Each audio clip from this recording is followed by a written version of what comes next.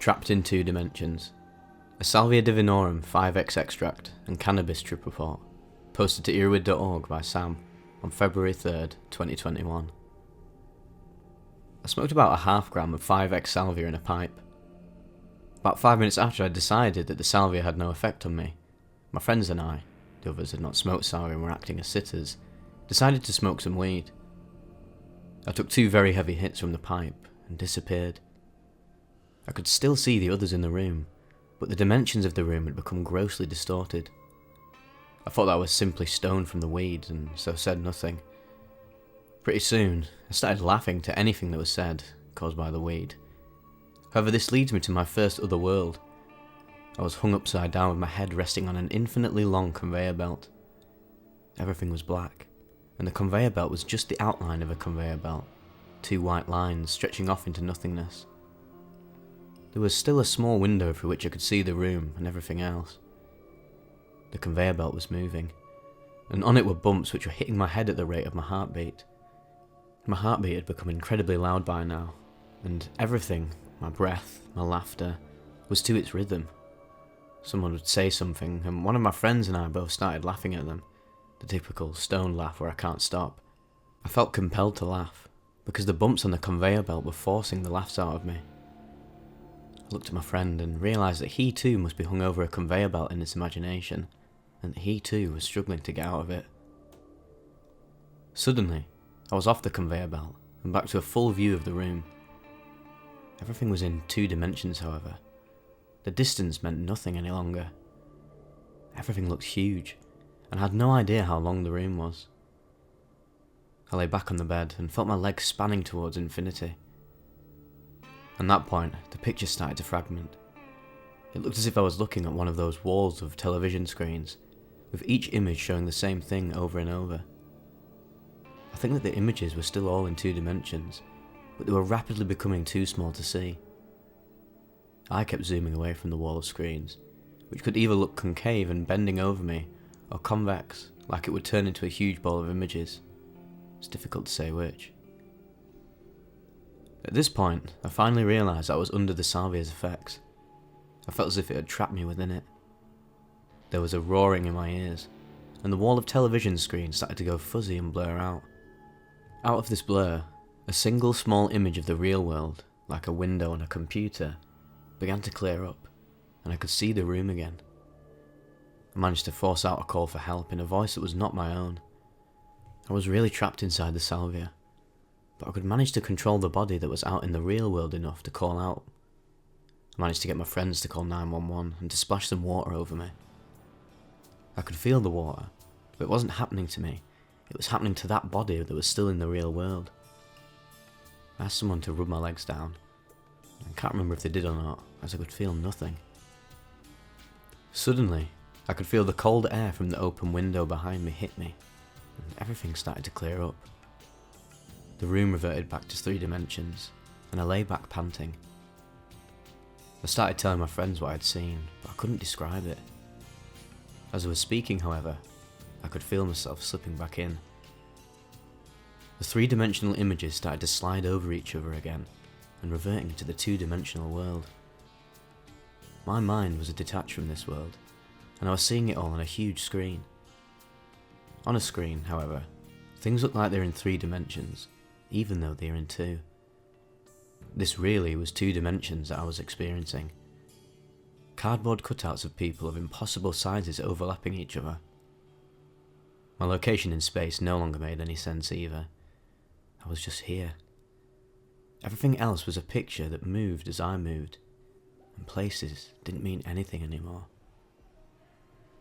My friends helped me up and moved me down to my room to wait for the police. I was able to walk, but only because I was walking in my own world.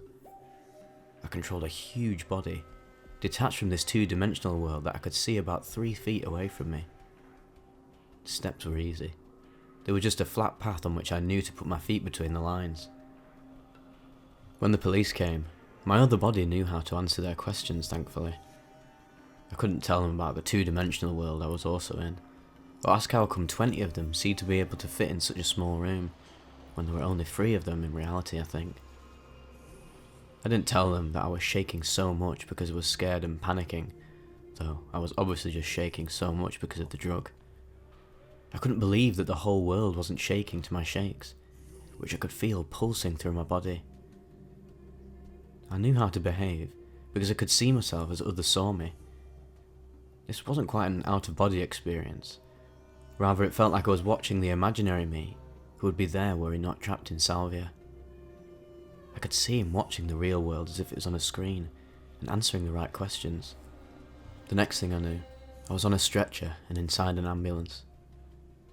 Since the concept of place meant nothing to me, it wasn't really me that had moved, just the rest of the world. They put an oxygen mask or something on me, and my mouth started to get really dry. Soon, my mouth was the only thing in my body, and it felt like dry rock. There was just my mouth in the world and the oxygen mask, nothing else. I started imagining a rocky desert landscape around my mouth, and don't know now whether I really saw that or just imagined it at the time, or whether there is even a difference between the two things at all. I have no recollection of the trip from my house to the hospital, though I am certain that I was conscious in my own way. I remember being lifted from my stretcher to the hospital bed, and then, all of a sudden, there was no one there. I lifted my head and all I could see was the room. The room itself was still in 2 dimensions, but like a screen that is bent and waving. I realised then that the present wasn't a time, it was a place. We were always in the present, and I could actually feel myself in it. Places from far back and recently were identical, just different pictures that were scattered around. The room and the 4th dimensional impossibility of time started to wrap themselves into a gigantic sphere, which looked silvery and liquid, yet at the same time, I could see every detail of the room and time itself perfectly. My body I couldn't see, but I knew that it was silvery as well. I started to zoom out from the sphere until I was standing on it, standing on all of time and space. I didn't like how this felt, so I let myself slip back down until I was level with the sphere again. At this point, I started to slip away into dreams and visions that no longer had anything to do with reality. I only remember 2 of them clearly. I don't know if I had any others. One was of a dragon made up of coloured points on a black, infinite landscape. It looked similar to a 3D computer graphic of one, before all the points are connected up. The points at the bottom were red, which slowly changed to gold about halfway up its body, and finally ended in black. How I managed to even see the black points against the completely black background, I do not remember. There was no emotion particularly connected with this vision and dream. Well, I wasn't even there to experience it. I was simply watching it all from a distance. I snapped back into the hospital and saw my heartbeat acting crazy on the computer monitor next to me. Someone had stuck a tube in my arm, but I hadn't felt it. I was panting now, and my heart felt like it wanted to explode from my chest. I heard someone say something about my heart beating as if it was from anxiety, and I couldn't agree with them more. I think I may have had an out-of-body experience at this point. Time was still as absurd as space. Both of them just wound back and forwards. I had no idea how long I had been there for, because the clock just kept jumping around. My second dream and vision involved me on a boat in a black landscape again. Black sky, black ground, and black river. Everything was peaceful, and I just felt myself slip away down the river. I snapped out of it again, knowing that it was far better to face this imprisonment and anxiety in the 2-dimensional world than the peacefulness of that other world. I think I had other dreams like that. Blackness with me slipping away, and I kept forcing myself to snap out of it. One final vision, I only remember a fragment of, came back to me when they were pulling the wiring from my chest. I saw some type of machine man, all in red metal, with a number of tubes and wires that could be plugged into his head. This dream was obviously induced by me having wiring attached to my own chest, I assume. I finally came to at about 3 in the afternoon the next day. I had to keep touching and feeling things to check that I was back in this reality. The ease at which I could see things in 3 dimensions truly amazed me. I resolved to myself that though I'll probably not keep this resolution, to do a major on perception. Serious little report that. I actually find that I relate to this Salvia report more than probably 90% of the ones I read. And other ones I can read can be absolutely insane, some of the unimaginable dimensions of consciousness that some people go to. And while this guy did experience a slither of that, his general perceptual effects were definitely similar to the first and only time I took it, where I also had the experience of perceiving things two-dimensionally, like as if people were cardboard cutouts. It was as if, in my experience, that my consciousness was in multiple dimensions, but yeah, like my body and normal human perception was in a two-dimensional sort of plane, and that contrast between those perceptions, it literally felt like you weren't in a first-person perspective at all. It felt like you were experiencing things from a third-person, sort of over-the-shoulder perspective, like a bit like fucking Resident Evil 4 or something. And yeah, it's strange to actually experience reality in that way. It was really one of the first times I'd ever experienced such a profound altered state when I experienced that. I've done a video on it if you'd like to go and watch it, my first and only time smoking Salvia. But yeah, it was definitely a very intriguing experience. I managed to just have sort of the intriguing, captivating sort of psychological effects, like the two-dimensional perception, and then also like he had the manic, uncontrollable laughter that he thought was triggered by the weed, but I'd actually say that the maniacal laughter is mainly triggered by Salvia, but obviously it will have been amplified by the weed because everything's just funny as fuck when you're blazed in it. And when I had that, the maniacal laughter, for me and all the other people who'd done it, it sort of then went into just mania rather than anything humorous.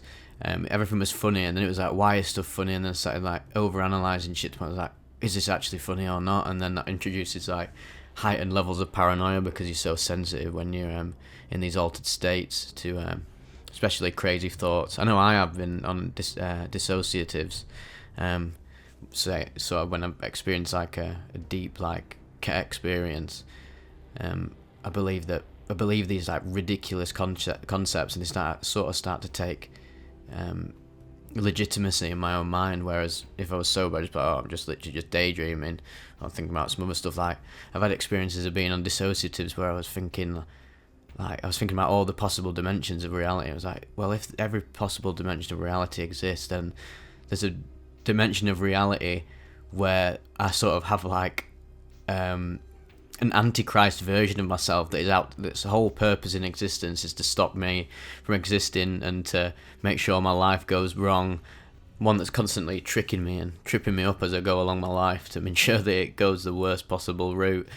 But whilst I would just think of that as a sober daydreaming thought in my sort of normal state of consciousness, when you're under the influence and in an altered state where you're not thinking logically, that can take, or not only can it feel like a real possibility, it can also, on some psychedelics, say like Salvia, that are extremely powerful at producing vivid hallucinations, those thoughts can actually manifest in reality and become as real as they are in real life. Basically merging the dream world with the real world so that anything becomes possible. And that's how people go to these like mad dimensions on Salvia, because the consciousness is amplified so much and twisted and distorted and dialed into different areas that it can literally produce these vivid hallucinations, these dreamlike scenarios, as if they were 100% real. There's even some reports of people like on Datura, especially deliriants and dissociatives, that really like out there ones like Salvia and Datura, they can literally transport you to another place, and you can actually feel sort of sensations. Say that people have been bruised or like say stabbed on like deliriants, and they literally feel like a sensation or like actual bruising or marking where it's actually been, which is just absolutely fascinating. And it does make you think about the potential for consciousness, like when it is in an altered state. So much shit could potentially happen. You could get fucking impregnated by a fucking alien and then give birth to the alien in reality. Well, I don't know. Probably it hasn't happened yet, otherwise I imagine we might have heard about it. But weird, strange things like that. Anything's fucking possible, isn't it, really? It's just whether we've heard of it or not, whether we're aware of it.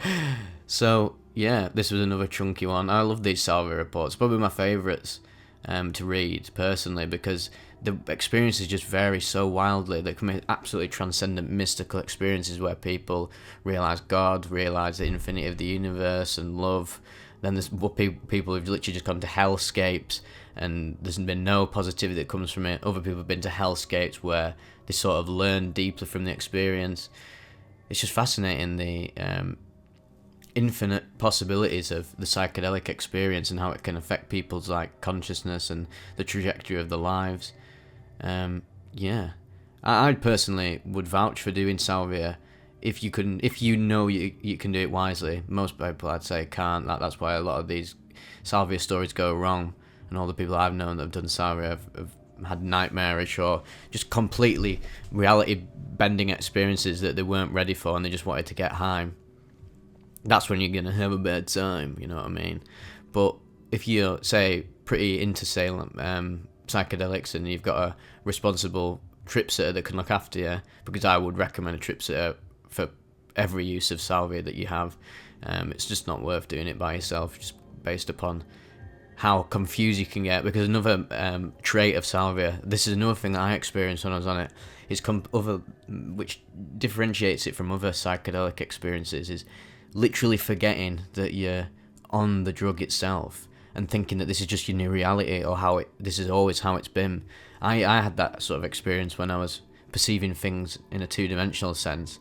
I was like, this has always been like this, hasn't it? But why have I never noticed it before?